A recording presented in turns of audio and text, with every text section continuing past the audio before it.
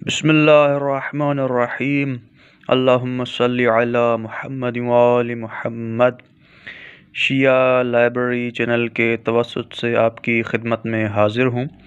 آج کتاب علل الشرائع سے تیسرے باب سے حدیث پیش کرنے جا رہا ہوں، اور بہت ہی دلچسپ حدیث ہے اور بہت ہی مزیدار حدیث ہے۔ آپ کو انشاءاللہ سننے میں لطف آئے گا۔ تو چلتے ہیں آج کی حدیث کی طرف، ملاحظہ فرمائیں۔ جی، تو حدیث آپ کے سامنے ہے، باب تیسرا ہے اور عنوان ہے وہ سبب جس کی وجہ سے بت پوجے جانے لگے۔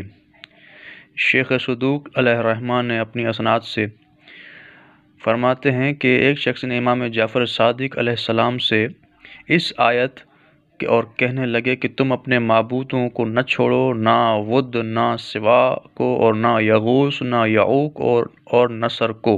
سورہ نوح کی آیت نمبر 23 کے متعلق روایت کی ہے۔ آپ نے فرمایا جن کے نام لیے گئے ہیں اس آیت میں یہ سب اللہ کی عبادت کیا کرتے تھے۔ جب یہ مر گئے تو ان کی قوم چیخنے پیٹنے لگی اور ان لوگوں پر ان کی موت بہت شاق ہوئی، تو ان کے پاس ابلیس لعین آیا اور بولا صبر کرو، میں ان لوگوں کی شکل کا بت بنا دیتا ہوں کہ تم انہیں دیکھنا، ان سے انس رکھنا اور اللہ کی عبادت کرنا۔ چنانچہ ابلیس نے ان کی ہم شکل چند بت بنا دیے، اور وہ لوگ اللہ کی عبادت کرتے اور ان بتوں کی شکلوں کو دیکھتے رہتے۔ جب جاڑے اور بارش کا موسم آتا تو انہیں گھروں میں لے جا کر رکھتے اور اللہ کی عبادت کرتے رہتے، یہاں تک کہ وہ نسل ختم ہو گئی۔ ان کی اولاد بڑی ہو گئی تو کہنے لگے ہمارے باپ دادا انہی کی تو عبادت کرتے تھے۔ چنانچہ وہ لوگ ان بتوں کی عبادت کرنے لگے، اللہ کی عبادت ترک کر دی۔